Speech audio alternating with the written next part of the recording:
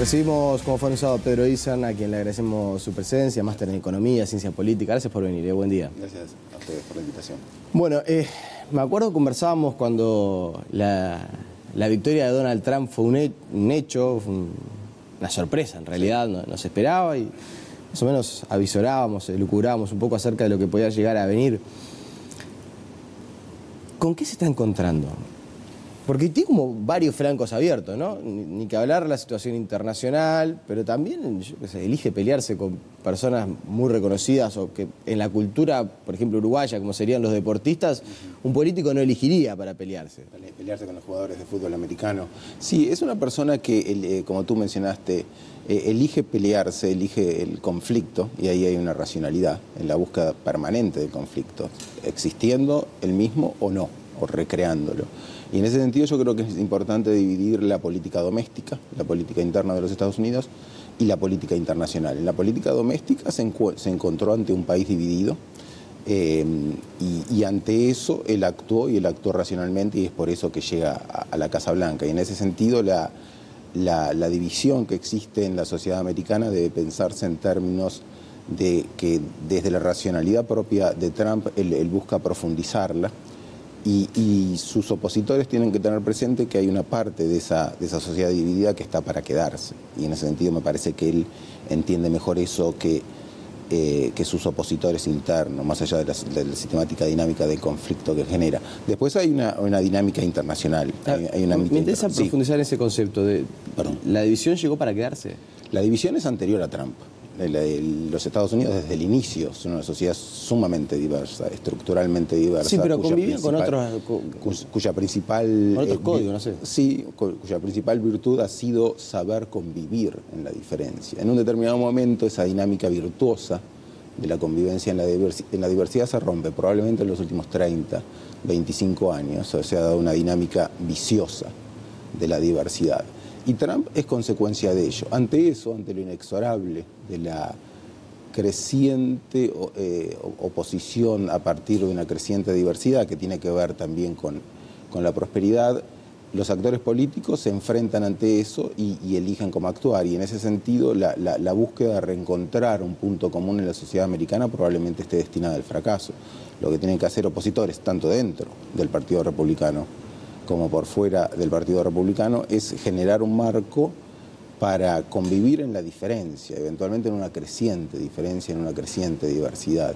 Y me parece que desde allí es de donde tanto dentro como fuera del Partido Republicano pueden oponerse a un Trump que en ese sentido, más allá de sus salidas, de sus tweets, de esa agresividad permanente que parece ser irracional, en definitiva hay, yo creo, suma racionalidad. Le puede salir bien o mal, eventualmente le está jugando con fuego y le saldrá mal internamente y uno piensa, más allá de que está lejano, que difícilmente pueda ser reelecto, pero es equivocado pensar al personaje como alguien fuera de sí que responde simplemente. Sí, no es que agarra el Twitter y dice le retiro la invitación a Kerry y a los Golden State Warriors porque se le cantó en ese momento, sino que hay una estrategia. Hay una estrategia por detrás de pervivir en el conflicto, de profundizar el conflicto y eventualmente de ser percibido por el resto como alguien que no tiene estrategia, ¿no? Yo creo que hay una estrategia en ese sentido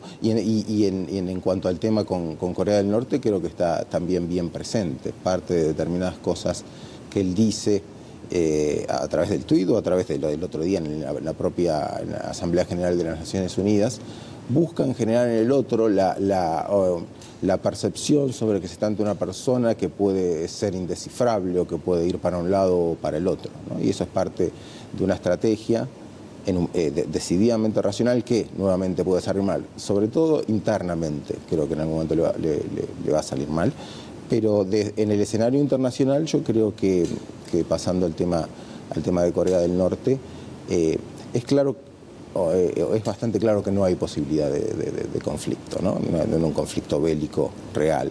En tanto estamos en presencia de dos actores racionales. ¿No estamos en una escalada belicista que nos conduzca a una guerra? Estamos en una escalada, pero creo que en tanto los actores son racionales, la posibilidad de la guerra es prácticamente nula, y más aún una guerra nuclear. ¿Por qué? Y porque ese actor racional, sin peso, sin ningún tipo de peso y contrapeso, que es el líder Kim de Corea del Norte, ha desarrollado todo un programa nuclear con y una sucesión de provocaciones con el único objetivo de no usarlo, ¿no? Lo único que no puede hacer Kim es usar, de hecho, su poder nuclear. Puede usarlo simbólicamente, como lo está haciendo, su tecnología misilística y las pruebas nucleares. Puede provocar, como lo hace, enviando misiles por sobre el mar de Japón, que en verdad tiene también un riesgo cierto, pero en tanto actor racional, por cierto, sin pesos y contrapesos, y habiendo desarrollado semejante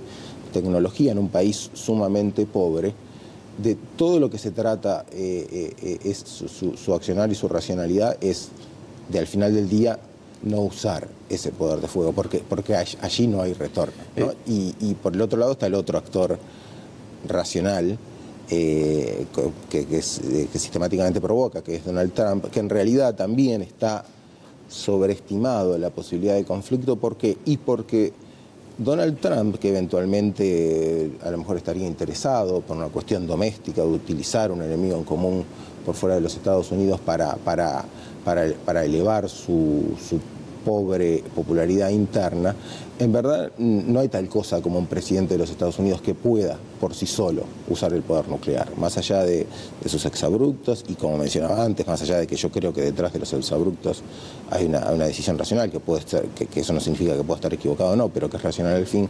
El presidente de los Estados Unidos tiene, a diferencia del líder coreano, una cantidad de pesos y contrapesos. No hay tal cosa como un presidente que pueda utilizar poder nuclear sin autorización del Congreso, sin autorización de generales, ¿no? Sin eventualmente algún peso y contrapeso de su propio gabinete. No hay tal cosa como una decisión propia de él, de decir atacamos, y menos aún nuclearmente a otro país. Eso simplemente no, eso pasa en las películas, pero no en la realidad. Marca usted que son dos líderes racionales, cuando en realidad la imagen que tiene casi que el mundo entero es que son lo contrario. Es que son dos loquitos de la guerra, porque así se lo son, popularmente, estos dos loquitos de la guerra no van a llevar a una escalada. Yo creo que eventualmente, si hay conflicto, que creo que no lo va a haber, como le mencionaba, no es por la irracionalidad de estos líderes, sino eventualmente por una mala decisión o una mala percepción del otro, que sí, ahí sí puede tener que ver alguna cuestión personal, algún rapto de determinadas características personales, sobre todo en el líder norcoreano, que, insisto, no tiene peso y contrapeso, pero que ante la ausencia de pesos y contrapesos es necesario pensar que esta persona llegó allí y desarrolló tal poder y desarrolló tal estrategia y está influyendo al resto del mundo de tal manera, y si lo hace así es precisamente porque no es ningún loquito, ¿no? Porque eventualmente puede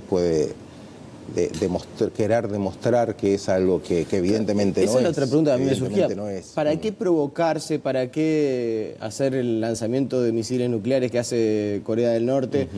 Si ya todo el mundo más o menos sabe cuál es el poder armamenticio que tiene Corea del Norte. Hablaron recién en la ONU de la fase final.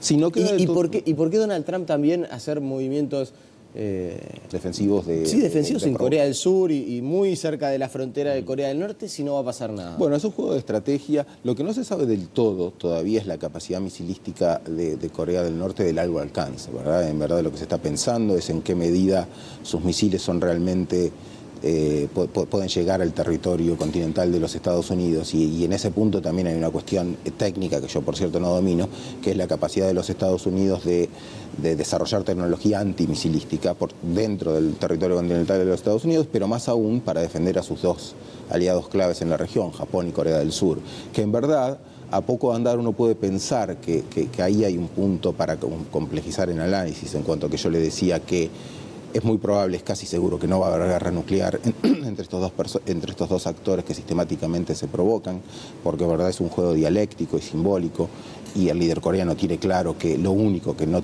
puede hacer es lanzar un misil nuclear, porque ahí no hay regreso, y el líder americano tiene claro que es una manera de provocar y de generar mayor popularidad interna, y que además, llegado el caso, no podría hacerlo, porque tiene pesos y contrapesos internos que se lo impedirían. Ahora bien, es cierto que hay una sucesión de humillaciones que hasta el momento han tolerado dos actores, estos dos aliados claves de los Estados Unidos, Japón y Corea del Norte, y Corea del Sur, y en ese sentido, sobre todo Japón, que ve cómo pasan sistemáticamente misiles por sobre su cielo para caer del otro lado del mar del Japón, en algún momento puede reaccionar, no en términos bélicos, pero sí en términos de generar una mayor complejidad que opaque la dinámica del conflicto, ¿no? En ese sentido, al entrar Japón, Corea del Sur y el otro gran actor aquí presente, ¿no? Tácito, que tiene mucho que ver con el desarrollo de la tecnología nuclear de Corea del Norte, que es China, al ser un juego en verdad de 5, uno puede pensar que puede generarse un análisis más complejo y eventualmente más complicado en un contexto en donde, insisto, me parece que queda claro que ante la sucesión de provocaciones y demostraciones simbólicas, en el fondo lo que hay es mucho fuego de artificio para algo que eventualmente no va a suceder. Pero en verdad la pregunta que usted me ha hecho recién es, y en verdad, ¿para qué hace todo esto? ¿O cuál es el límite? Bueno, ¿Hasta dónde van a llegar? Y al final del día es para sentarse a una mesa de negociación para tener determinados beneficios, determinadas subvenciones, eventualmente o acceso a mercados o a ser reconocido como un actor nuclear, no ya de hecho, como evidentemente lo es, sino como de derecho. Eso es una negociación muy trabajosa, que no sé en qué medida tras bambalinas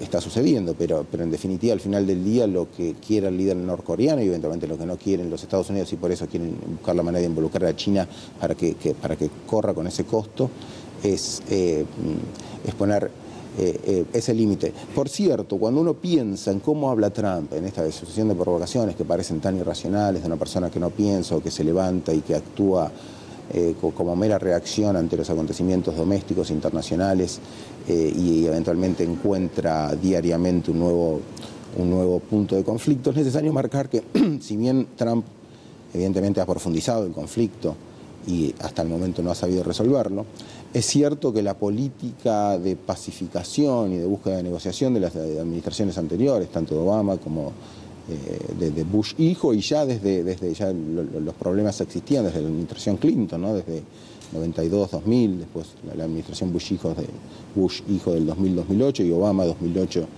2008-2016. Hay tres administraciones, en menor medida Clinton, crecientemente Bush y Obama, que tuvieron otra política o intentaron enfocar el problema desde otra óptica y no resolvieron nada. Lo que vemos es que sistemáticamente de Corea del Norte, del desarrollo misilístico nuclear en Corea del Norte. Que es lo que sucede muchas veces también, y uno hay veces que lee análisis muy elaborados y por cierto muy interesantes, pero hay veces también que dialogando con personas que quizás a veces ni siquiera están tan instruidas ni conocen tanto pero la pregunta está latente, ¿no? ¿Por cuánto menos muchas veces se intervino en otras regiones del mundo? Y en Corea del Norte está desde hace años la dinastía y no pasa nada. Es una situación muy particular en una península. Quizás uno de los regímenes, puse el quizás porque hay otras situaciones, por cierto, llamativas en el mundo, pero uno de los regímenes más tiranos del mundo, donde ni siquiera se permite a veces, no sé, el ingreso de la prensa, todas las libertades restringidas, una pobreza absoluta por parte de la sociedad, y sin embargo nunca la comunidad internacional nunca se ha metido ahí.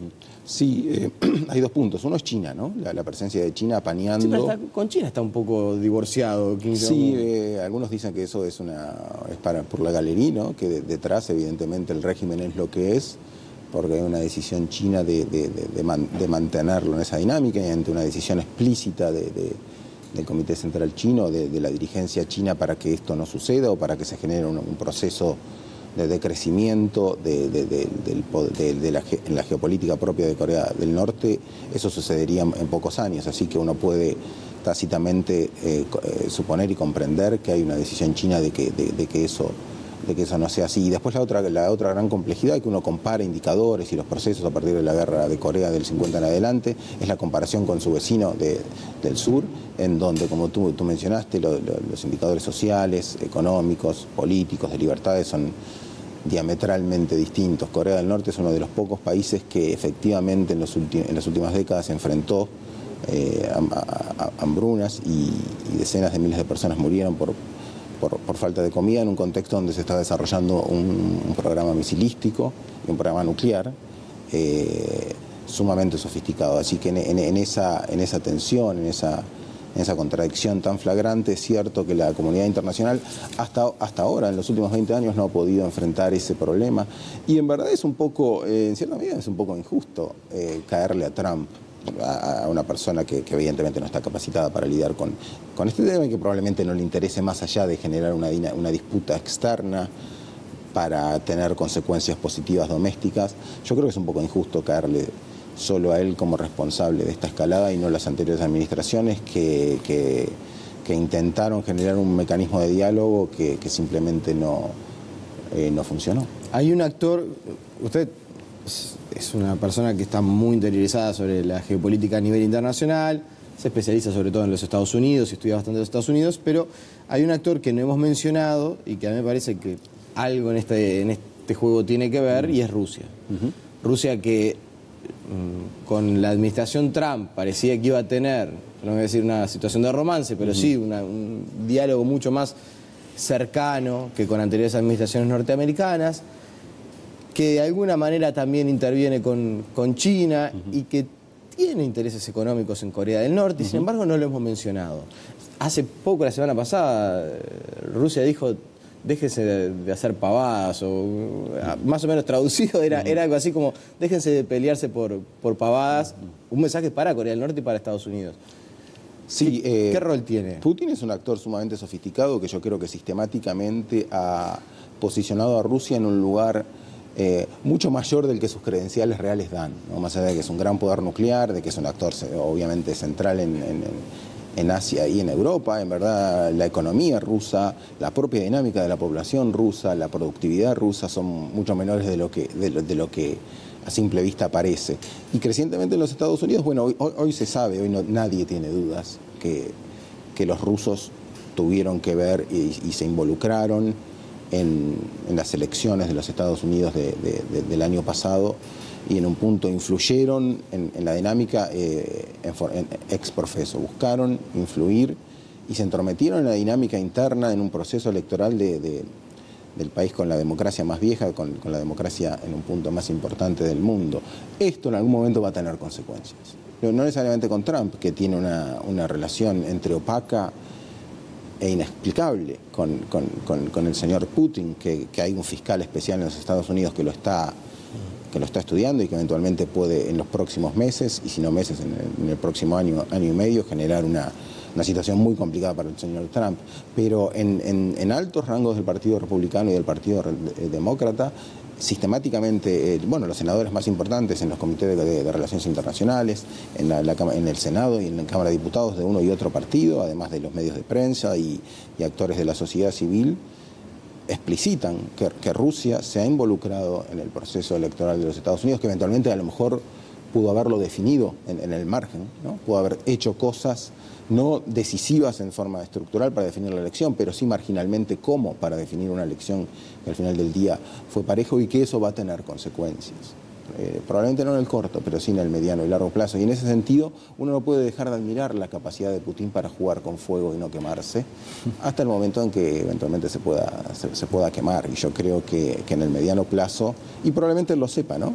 Va a tener que generar algún tipo de transición hacia alguien, un personaje sumamente popular dentro de Rusia, ¿no? Sumamente popular, que explicita esa arma Rusia, pero que me parece que ha sido sumamente sofisticado para poner a Rusia en un lugar mucho mayor al que debería, por su real poder económico, social, político, no, obviamente militar, en donde, por cierto, tiene esa capacidad, pero que en el corto y mediano plazo se encontrará ante una dinámica sumamente compleja, particularmente por esta decisión tan sorprendente de involucrarse en las elecciones, en el proceso electoral americano, y probablemente porque a todo líder que está desde el 2000, literalmente desde el 2000, con un títere a mitad de camino, con Medvedev, que lo puso él como títere, en algún momento le llegará su hora del retiro, y eso será sumamente complejo, dentro y eventualmente fuera de Rusia. La última en 30 segundos, sí. Por favor.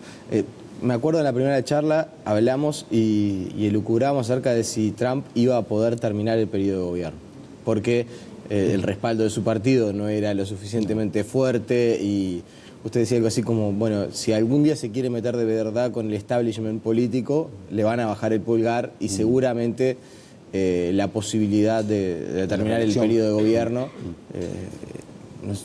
no sea algo que usted visualizaba con tanta certeza. Sí. ¿Algo de eso sigue pasando? Por ejemplo, esta situación de Rusia puede llegar a derivar en que Trump... Decididamente porque está crecientemente... Bueno, hay una investigación en marcha y hay una sucesión de opacidades que en algún momento verán la luz. Hay dos puntos ahí a mitad de camino. Primero, las elecciones de medio término del año próximo. El año próximo hay elecciones de medio término, se renueva toda la Cámara de Diputados, de la Cámara Baja, de Representantes, un tercio de la Cámara de Senadores, y en verdad ahí se verá a ciencia cierta cuál es el poder real de Trump ante la oposición del Partido Republicano y del Partido Demócrata.